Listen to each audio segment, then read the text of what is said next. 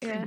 I've lived in Asheville for about 14 years, and for over 20 years I've been solely a theater artist, primarily a playwright, but I also direct and occasionally act. And in the last 9 years, I was a co-founder of a theater company in Asheville dedicated to new work called the Magnetic Theater. And we opened in the River Arts District in one space, and then we closed after a few years and then opened directly across the street in another space.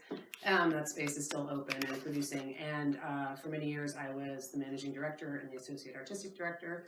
And I've written 12 full-length plays. I was on a cycle of like a play a year would be produced. And I would also occasionally direct and act, like I said. And in the last year and a half, I left the theater company administratively.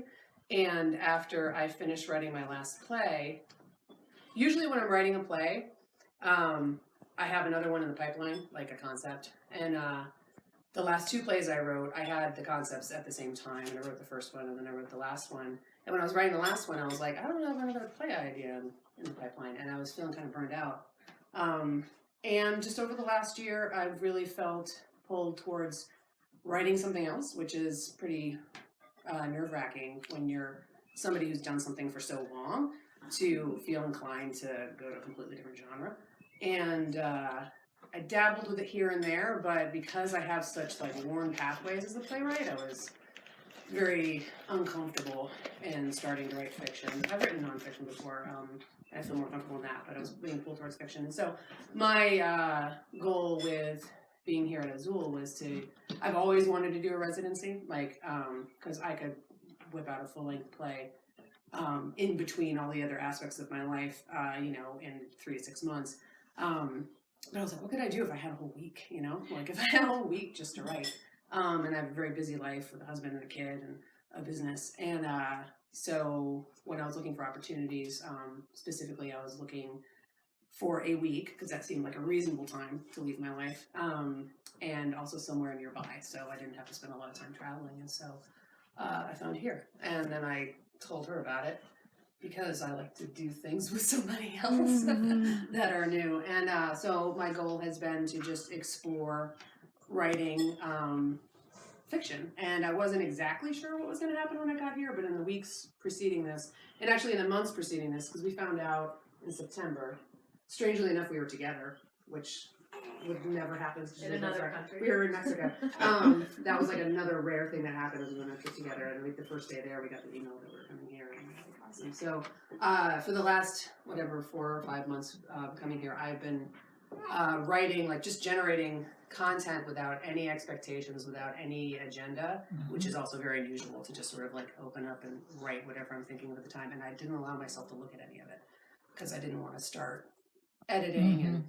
And so I made the deal with myself that I would look at it when I got here, which I've done. And in the weeks preceding this, I started feeling myself pulled specifically towards short stories. And so that's what I've been doing. It's been real awkward, but also good. I was thinking yesterday, like I looked through what I wrote, and I found basically two stories out of there that I feel like I can work with. And then after our work session yesterday, I was talking to her about a project I had started like 3 years ago that I thought might be a book that I had abandoned. And then I realized when talking to her that could be another story. So I spent this morning trying to find that file, and I did find it. But I've been thinking a lot while I've been here about how the act of playwriting is, not that I've ever been a composer, but I imagine it has a lot in common with being a composer, because you're creating a score that then has the rest of its path to life with other people. And that's one of the things that's difficult about playwriting, is you write the entire play, it doesn't really exist until you cast it and you have a production, and it's a production. And so that's something that I got burned out on, was that my work was never finished until I got a whole bunch of people involved and had this whole other trajectory that was somewhat in my control but not. And so I was really attracted to something that's all in my control. But now it's all in my control, and so I have to be responsible for all of that. So it's like, I feel like I've come to a new job and I have half of the skill set. And so I'm developing the other half of the skill set while I'm here. So that's one thing. Okay, my name is ShaLeigh, and my dance company is ShaLeigh Dance Works.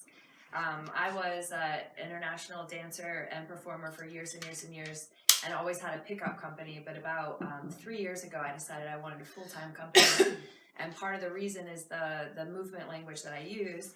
I spent time in Israel with the Batsheva dance company in Tel Aviv, and they use a movement language called Gaga. And it's not Lady Gaga, and it doesn't involve heels. Gaga is like a healing movement language. It's not even a technique. It's really like a philosophy and approach. You can do it standing in line at the grocery store. You can apply it to any other kind of form of movement that you do. It's really meant to be more of a way to close the gap between what we think we do and what we actually do by focusing more on sensation than form. So it's really about allowing your body to regenerate atrophy and allowing your body to find expression through activating sensation and using more of your range. And it uses a lot of creativity. The reason Ohad Naharan, who developed the language, called it Gaga is because he said babies do it best. So it's like, watch them. They do it every day.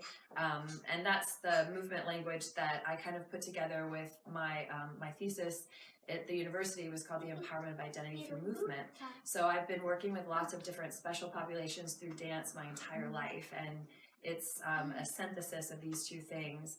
I don't use the specific Gaga script because for me it's something that's a living, breathing, moving language. So the class can change depending on the energies of the room. And I'm really responding to where either the people are that I'm with or the dancers that I'm training. And so it requires a lot more time for the company to be together. And we've been doing this for the past 3 years, and at least having full seasons. And things are like just getting faster and faster and faster. So when Lucia first talked to me about this project, the thing that was amazing to me is that could I possibly dance again without speaking? Because going from being a dancer and a performer to being a teacher and a choreographer and a director, I'm constantly speaking while I'm moving, and it feels like there's this different version of me that has to be kind of the nurturer of the vision or the nurturer of the people. And there's a part of me that wants to kind of go deeper back into my body and remember my own passion for movement, because I feel I'll feed my dancers better that way when I'm living and breathing this with them. And we just finished an incredibly huge project called Bamboo Wind, which was funded by the Mary Duke Biddle Foundation, and it involved 20 different collaborators, from a writer who wrote a 7-canto poem that all the different artists interfaced with the material of this poem. We had a sculptor that designed the set. We invited a composer to create an original score, a lighting designer that had to create a lighting plot from zero because we presented it in a warehouse space. And then the 10 individuals of my company. Lucia, I brought her in to do some dramaturgy with my dancers. It's our ritual. I always bring her in for at least a day to spend with my dancers, if not more. And it was an incredibly big, large-scale project, and it was received really well. And now that is over, I've been sleeping about 14 hours every night. I'm down to 10 now, like maybe I'll even out eventually. But it was the material and the subject matter of the poem was so much that it invested every single aspect of my being to create this work. And it was the first collaboration I'd ever done where I didn't even fully agree with all of the text and the material. So it gave us something to battle through dance. It gave us something to battle on the stage. And it was an incredible opportunity for my company to really talk about subject matter that's relevant today, and how, as movers, how we want to allow those kind of dialogues to exist. So it turned out to be just an absolutely incredible, informative growth kind of experience. And now my company is looking towards working with possibly another collaborator this spring, Shamal Pitts, and I danced together in Israel. He was an incredible Batsheva dancer. He just recently left Israel and is dancing in New York and will be coming to the Carolina Performing Arts. And on the heels of the project Bamboo Wind, which was kind of a very binary poem about a very specific kind of love, and on the heels of the Kavanaugh hearings and the Me Too movement, there was kind of this absolute erasure of anything that is relevant to today. So now with Shamal, we want to explore race, identity, culture, love, friendship, and how it is relevant to today, and how we respond to that from our own places of heritage. Because I was going to share that I'm also Cherokee, but my tribe was erased from the book, so I don't know what my tribe is. So that's kind of something that I've been thinking about a lot, and that'll be a part of the inquiry that we do together. So while I'm here, to kind of also ease the part of me that wants to move without speaking, we actually made a pact. We worked really well together, that we're completely silent from the time we wake up until 6 p.m. So I don't interrupt her flow. She doesn't interrupt mine. I don't have to speak. And it's, we can really support each other that way. And so I can kind of go into that space and I can move without speaking. I can go deeper into my process, but the material that I'm working on is going to be an opportunity for me to create a solo that may or may not be performed. For example, today, what I was creating, I was like, oh, this would look great on a group and it should be men. And somehow I've made a man solo so far. I don't know how that's going to work. Tomorrow I'll probably play with a different methodology, but it's pretty special for me to have the time to just research, because I have so many deadlines and shows and quick turnovers. And to me, the richest part of movement inquiry is really being alive inside of the process. And I feel like that's where we can kind of break apart some of the archetypes that we would generally use to tell stories. Some of those archetypes are helpful, and some of those archetypes are, I think, really limiting. And I think that that's something worth looking at, and taking the time to do that insightfully and thoughtfully is important to me, and what my company does too. Because we're based, ever since the very beginning I started making work, is all about creating socially conscious kind of work, and allowing that to be a part also of our outreach. So Shaga is something also that we take into special populations. We've worked in shelters. I worked in a lot of shelters when I lived in New York City, bringing movement to survivors of domestic violence. And we're really interested in, as our side project, at looking at more of the applications of different populations that would benefit from this kind of movement. So yeah, this has been really healing for me. Not only have I slept loads, but I finally get to go deeper into my own thought process and choreographic thought, especially just through movement.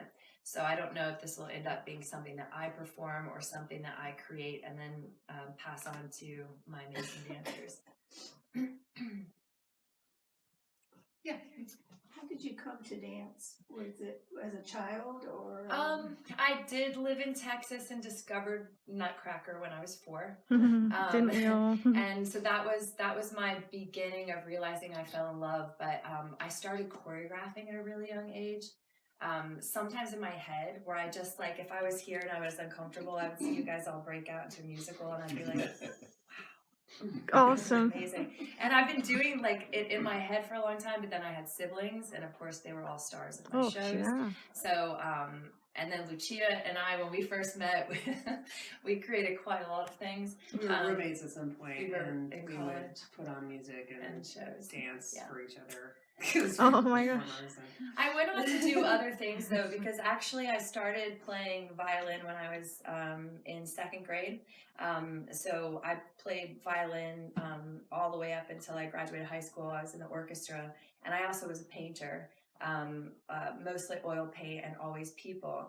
And for a short period of time also I wrote a lot, mostly I would say poems about people.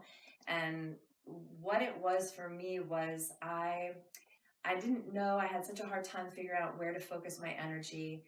One day I met an incredible world-renowned choreographer, ShaLeigh, who also I found out was a painter who went into composing with bodies basically on stage with his ShaLeigh Dance Arts company. And I was sharing with him my dilemma of trying to choose my direction. And what he said to me gave me so much freedom. He said, be an artist first, and then pick up whatever you need to make that piece. And then suddenly it was like dance picked me, because I also was a social worker for a while. Like I started working when I was about 14, so I had always a passion for people. And then I think through dance, I realized that I had more tactile access to, like, even what I loved about being in the symphony, which is the vibrations that fill your body when everyone's in, you know, concert together. So it kind of all came together, and I get to use a lot of my visual art background inside of the work. In the beginning, I used a lot of references from my favorite painters, like ShaLeigh, like interesting angles of the body that would not necessarily be possible or something you'd think about as a mover. And then the way I compose within the space. So I think it was a journey for a while. And as soon as he asked me that question, it was just like I started getting booked, and it was like dance. I opened up to it, and then it sucked me in. And I've worked in terms of movement healing for a long time also. But I definitely had that flashbulb moment when I would do my first ballet. And then I would say, after I did a bunch of other things, I went to my first gay club. And I was just like, this is my world. And it was just all of these beautiful people, these creatures. And I think it just really, for me, celebrates what I love about the stage, which is a reverence for all. And that became my first journey of bringing special needs population on stage too. Because when you put something on stage, you've given it a platform and a reverie. And I love the idea of putting the other on stage. And my company kind of represents that. We're an incredibly diverse, multicultural group, and we all have completely different backgrounds. We've got an Iranian sword fighter. We've got an African-American heels diva. He teaches heels classes, and contemporary ballet, modern. But what brings us together is Shaga, and what brings us together is the work that we do focuses on humanity and our shared humanity, and that shared sense of otherness as opposed to identity. Amen. Did you say? Oh, go ahead.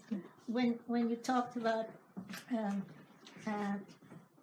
with artists, visual artists, somehow I don't know why, but I had the impression of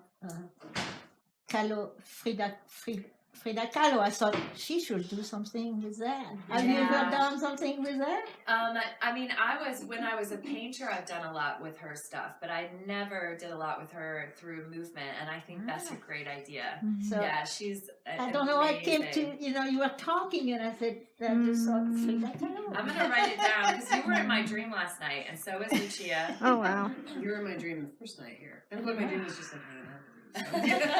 That's so true.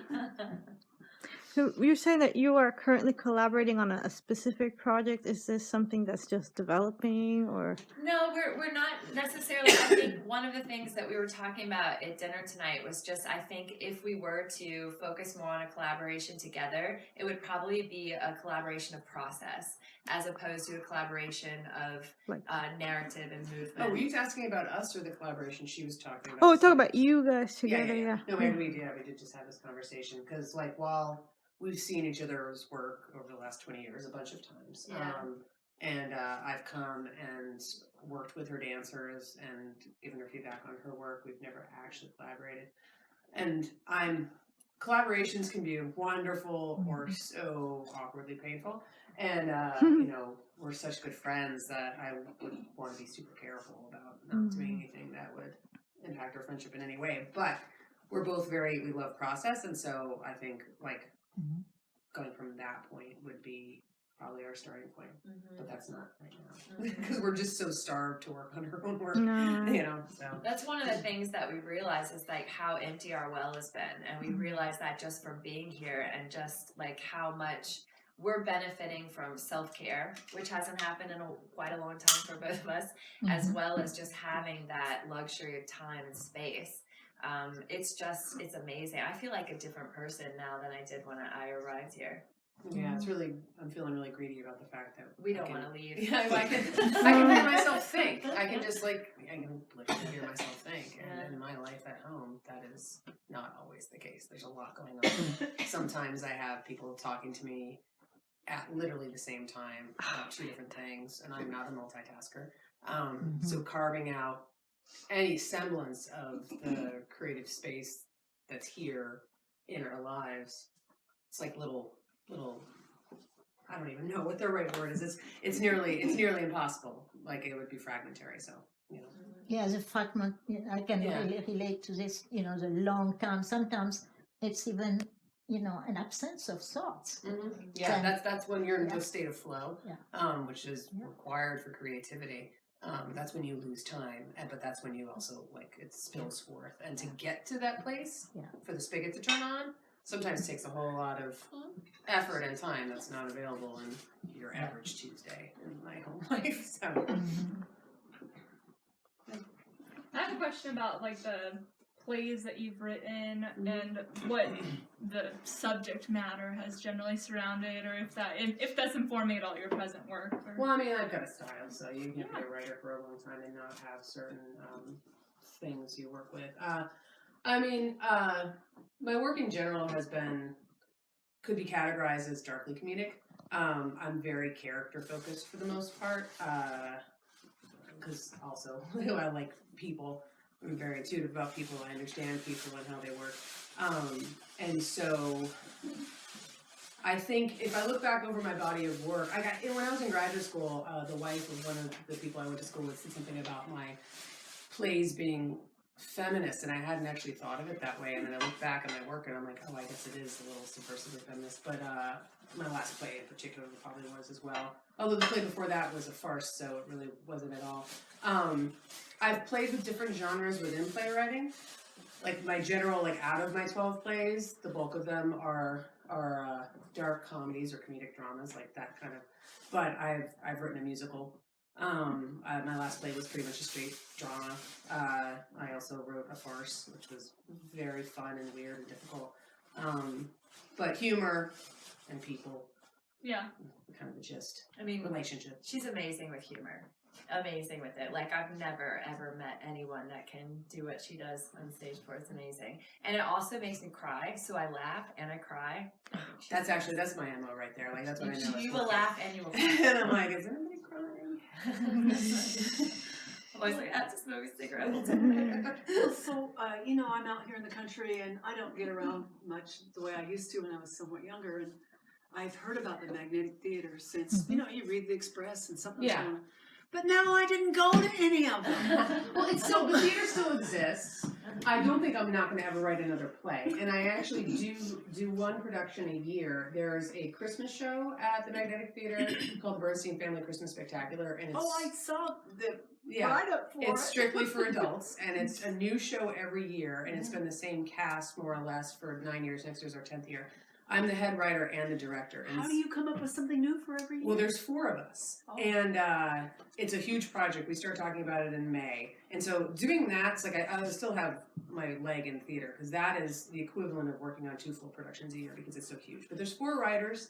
We have a brainstorming session with the cast and with the production staff. They're all mostly the same people, so we all have a real grasp of the flavor of irreverence that we're working with. The premise is based on the variety shows from the holidays from the 50s and 60s, but it's very updated. Like the main hostess is like completely drunk the entire time. There's a stoner character, and there's they're a family, but they're dysfunctional in their sketches. And so every year we just come up with a concept and write new stuff, and every year we try to outdo ourselves, and every year we don't think we're going to pull it off, and then we do.